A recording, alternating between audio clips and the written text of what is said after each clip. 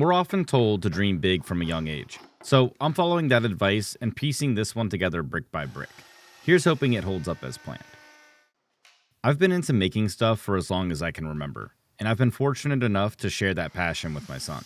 He's been asking me to build something for his bedroom for a few months now, and I finally figured out how to combine two of his favorite things: Lego and clothes.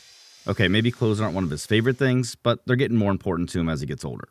So for this project, I wanted to build him a dresser that would both expand his current storage solution, which is mainly just to throw things in the corner, and give him a few more places to hide his not-so-dirty laundry.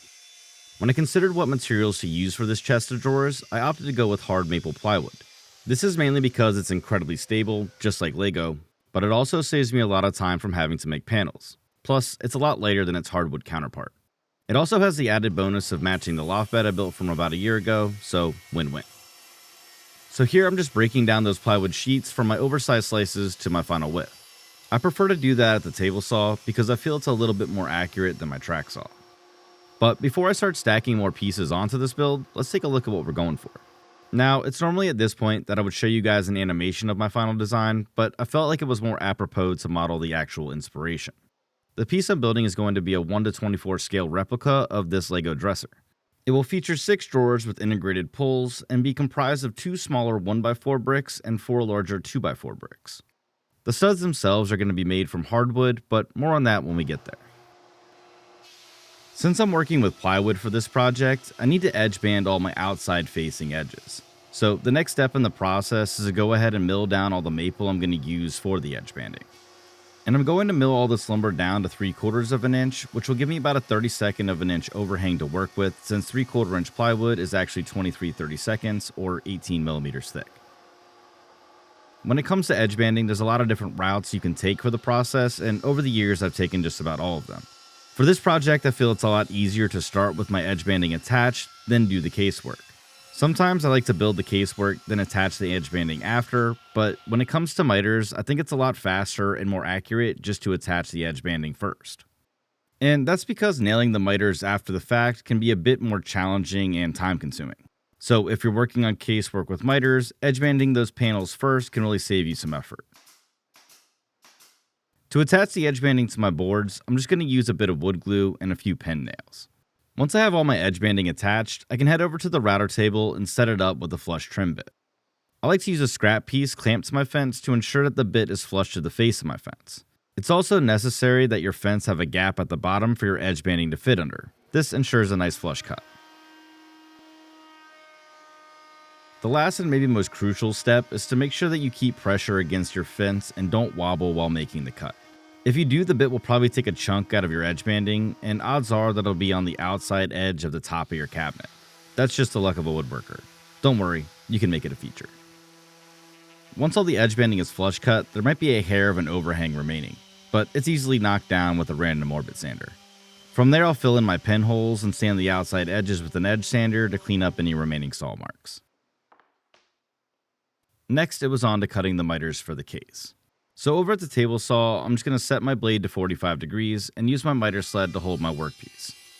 From there, I'll make the cut on one edge of my panel, then take the panel back over to the bench and mark out its final length, which in this case, no pun intended, is going to be 60 inches. From there, I'll head back over to the table saw and cut my top down to its final length.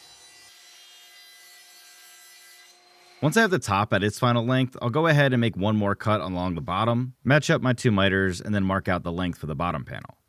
I feel like it's a heck of a lot easier to nail your final dimensions by marking out your workpieces this way. Over the years, I've talked a ton about referential measurement, and for casework, there's no better way to go.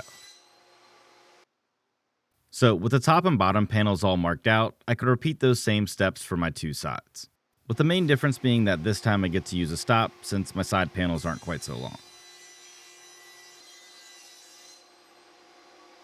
Next, it was time to lay out the stopped dados for my top and bottom panels. The first thing I want to do is mark the center of my board, and that's most easily accomplished on the top outside facing face since the miters wrap the interior edges. So once I have the center point marked, I'll wrap that line around the interior using a couple of rules. From there, I'll clamp both my panels together so that the rear of the case meets in the middle. Then I can mark out the dados on both my boards at the same time. This also ensures that if my line's off by a 32nd of an inch one way or another, it's off equally on both panels. And the final step is to go ahead and mark out the location for my dado to stop. Stopped dados. To cut my dados in place, I'm going to be using a router with a downcut bit. This will leave me a clean top and bottom of my dado since the spiral cutters are angled down during the cut. With concealed joinery like this, you could probably get away with an upcut or even a straight bit for dados, but I've always had great success just using a downcut bit. But no matter what bit you decide to go with, the likelihood of your router being perfectly flat across the entirety of the cut is pretty low. So I like to clean those deviations up using a router plane. Here I'll just set my plane up using my dado as reference, and I'll just remove any of the high spots. Now when it comes to mitered cases, it can be kind of tricky to align your miters on large casework. So I find it a lot easier to keep things aligned if I use dominoes in the miter joints. It also has an added benefit of adding some strength to the joint, but for me it just makes the assembly process a lot easier. And all that's to say you don't have to put dominoes or biscuits in your miters. I just think it makes the glue up less stressful, and I'm all about that. And if you're enjoying these tips and tricks, make sure you like and subscribe. It really helps the video out, and I greatly appreciate your support. With my measurements taken directly off my casework, I can go ahead and cut down my vertical partition to its final length. I think it's important to point out that this is the overall final length, because the dados obviously make this board longer than the interior measurement of the case at the miter joints. But it is a good idea to take your measurements at both the miter joint and the center of the case, just to kind of check yourself. The overall dimension should be the length of your interior measurement at the miter joint, plus the depth of your dados. After I make a few test cuts to ensure that my tenon is the correct depth and thickness, I can go ahead and cut the shoulder in using my dado stack. From there, it's over to the bandsaw to notch out the front section of the tenon. You want this notch to be about a 1/4 inch longer than the stopped area of your dado. This way your tenon doesn't run into the curved end of your dado left by your router bit. To trim things flush, I just use a pole saw and then clean things up with a chisel.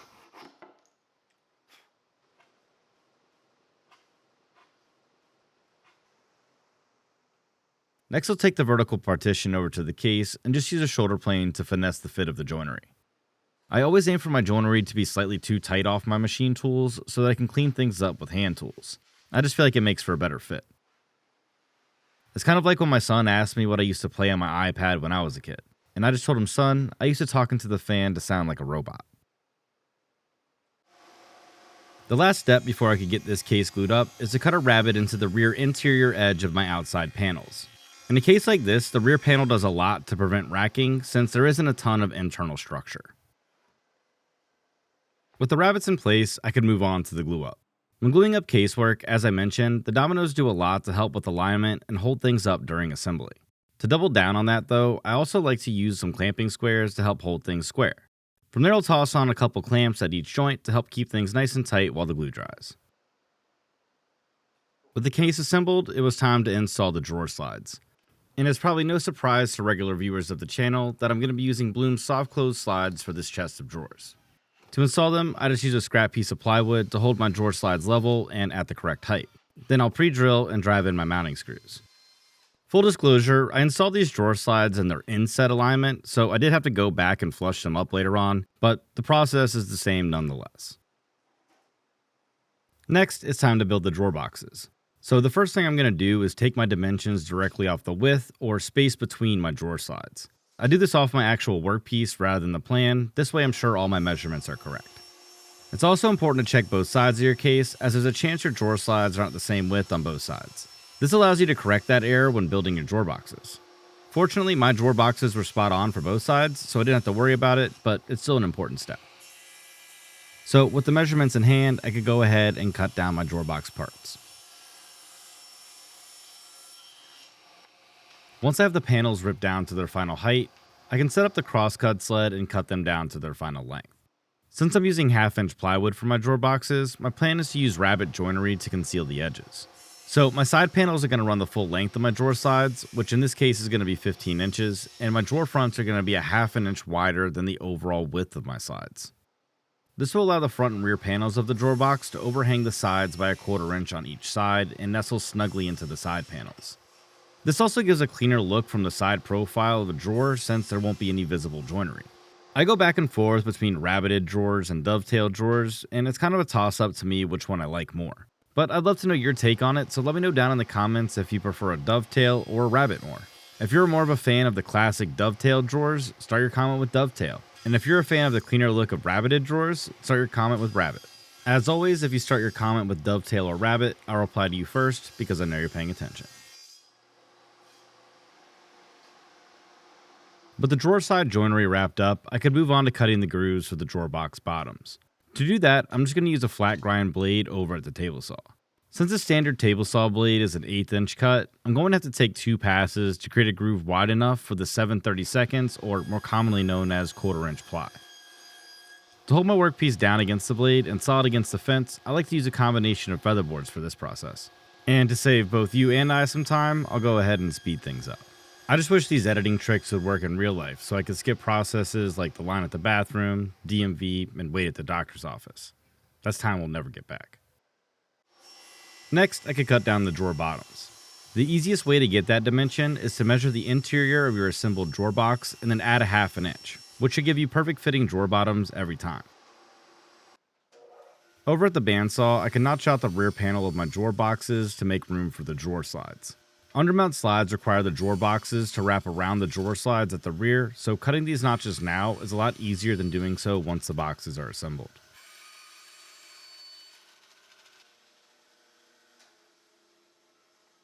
With the notches notched, it was time to glue up the drawer boxes. Gluing up drawer boxes isn't really all that complicated. When built correctly, all you really have to do is put the box together.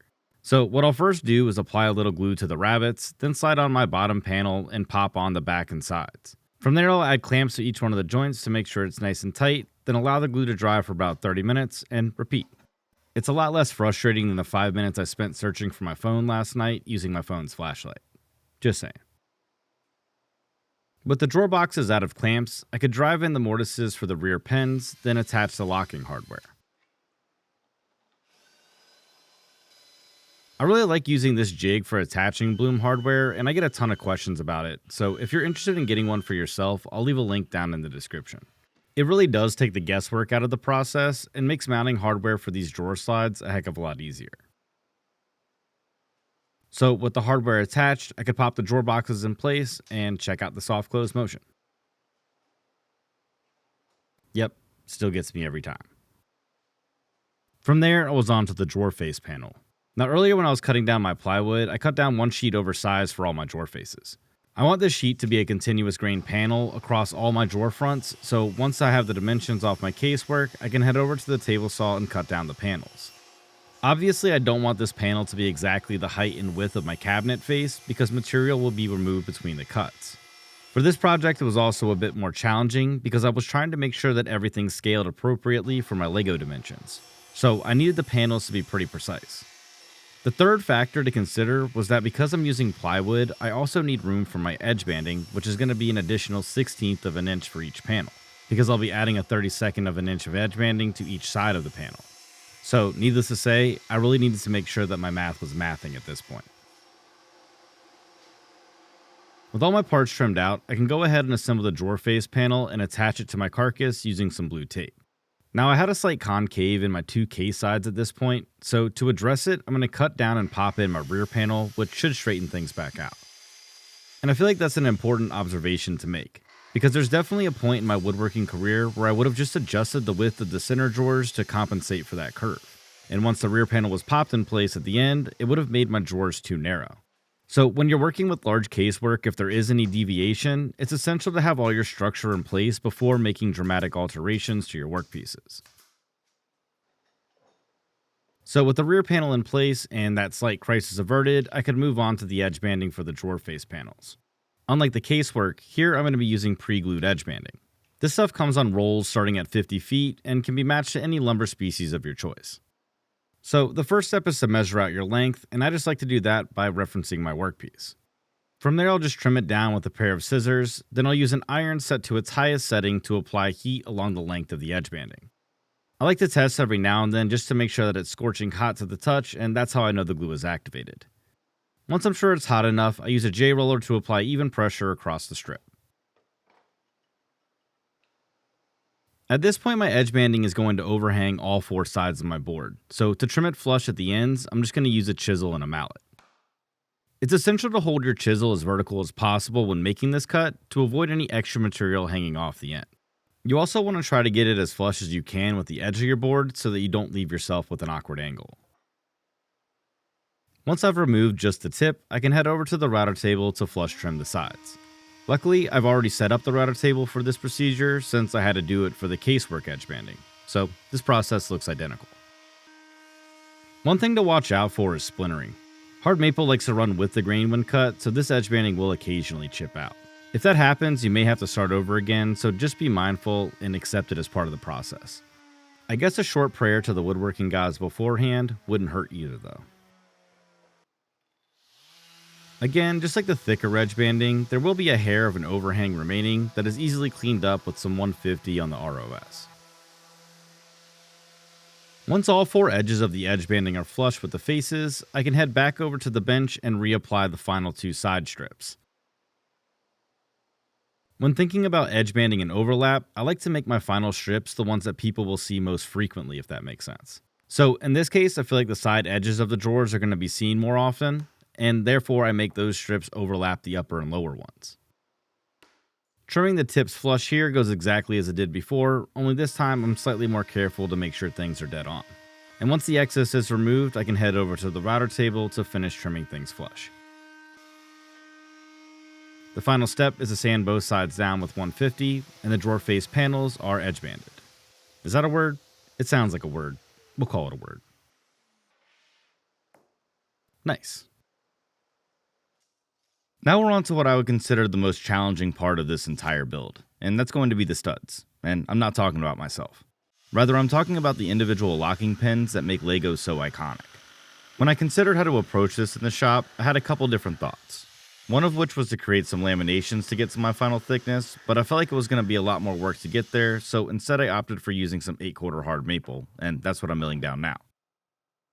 So the plan here is to create some pretty large panels, and then cut the individual studs out over at the CNC. But there's a lot of problems with that, and you'll see why shortly. What I'm doing here is just milling my stock down to 1 7/8 of an inch. Thankfully, this material was true 8/4, which isn't always the case, but I was able to take a little more than a 1/16 of an inch off each face to get to my final thickness. And that's good because if I had to go any more than that, it would take me outside my scale measurements.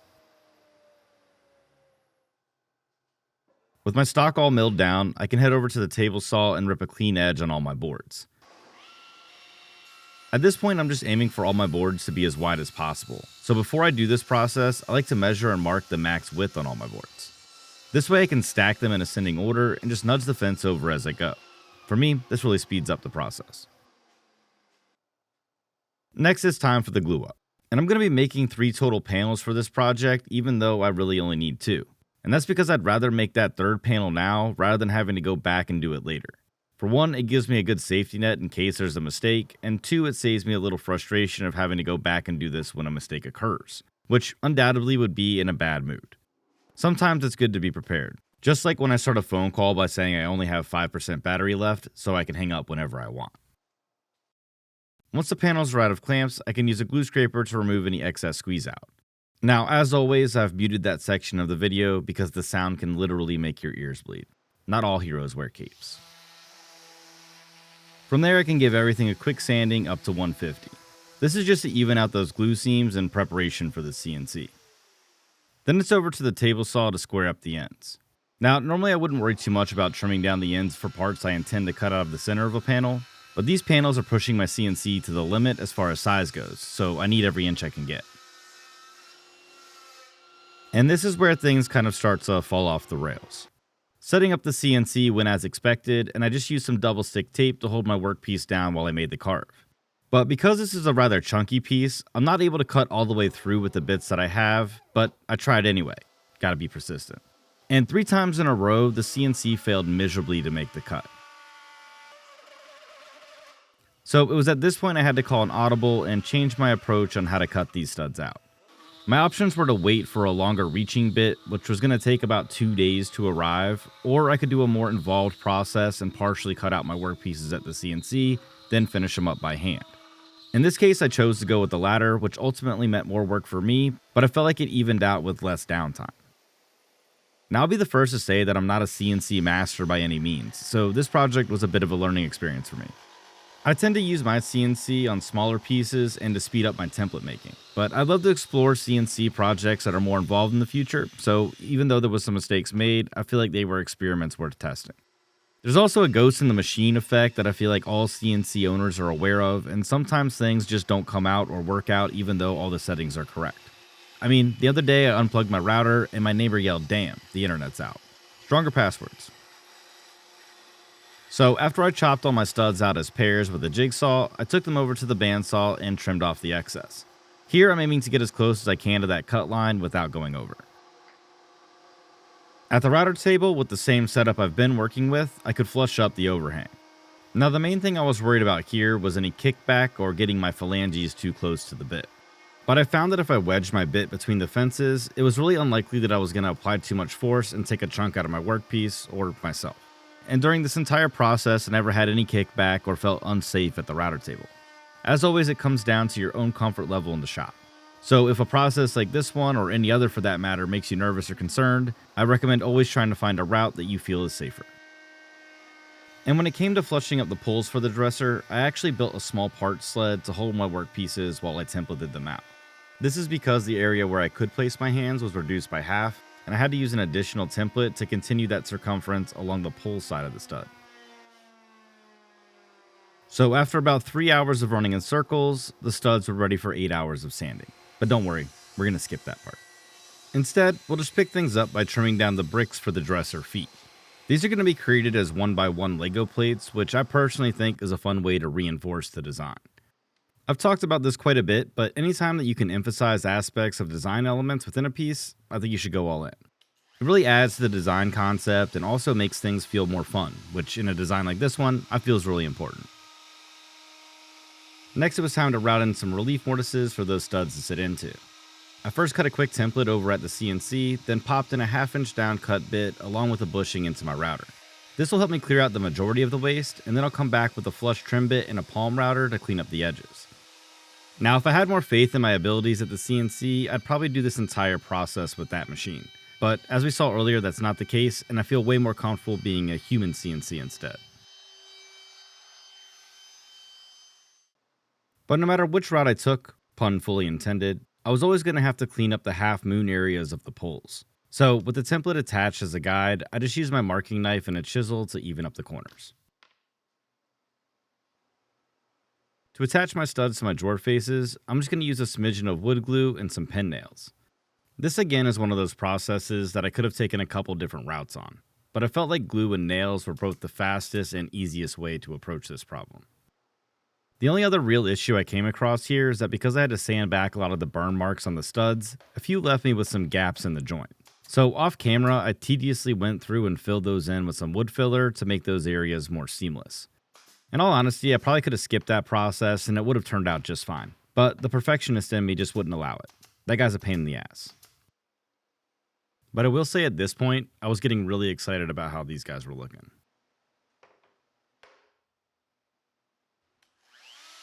With the drawer face bricks laid, I could repeat the same process for the 1x1 feet. Obviously, the only real problem here is that I'm not going to be able to fit any pen nails to the 1 7/8 inch base plates. So instead, I'm just going to glue the studs in place. I did check the fit on all these beforehand to make sure they were a snug friction fit. This way I could hammer them home. From there, I was on to attaching the feet to the underside of the cabinet. For this process, I'm just going to use domino joinery to help locate the position for the feet. And I want those feet to be centered and aligned 2 studs in from the side of my cabinet. So once I took the measurement off my drawer front, I marked out the underside of the cabinet, then centered my plates from front to back and plunged in a couple mortises. Then from there, the feet themselves got the exact same treatment. Now the mortises are plunged, I can attach the feet to the case. Again, the dominoes here are not so much for strength, but more for alignment. So once I pop them in place, I just apply a bit of wood glue to the base and tack down the feet with some more pen nails. And while the case was inverted, I went ahead and routed and popped in my brand using a little CA glue to hold it in place. For the finish on this one, I'm going to be using Rubio Monocoat. but I'm going to be using a couple of their tinted finishes to add some color to the Lego bricks. I considered taping off and finishing the case with color, but I felt like that would push it a little too far. I don't know, let me know what you guys think. But while I wrap up the finish, allow me to take a brief moment to say thank you guys for watching and for your support. I make these projects and videos on nights and weekends, and having the support from you guys really means the world. So with that said, if you'd like to support the show further, I'd like to invite you to join my Patreon. There you'll get discount codes on project plans and merchandise, as well as an invite to the Discord server, where we constantly chat about woodworking and woodworking techniques. Basically, unfiltered access to myself and other woodworkers. So if that sounds like something that would interest you, check out the link in the description. And as always, to those of you who have already joined, thank you for your continued support. Your donations go directly towards making these videos. So thank you. So last call for this block party was to get the drawer faces attached to the drawer boxes. The first step was to mark out the location for the mounting screws. Once I had the drawer fronts shimmed in place, I attached a few clamps, then pre-drilled at my marked locations and drove in a couple screws. I definitely had some concerns about the weight of the drawer fronts, but I trusted in the build quality of the drawer slides, and thankfully they didn't let me down.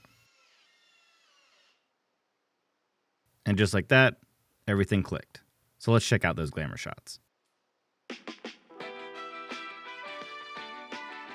I absolutely love when things come full circle.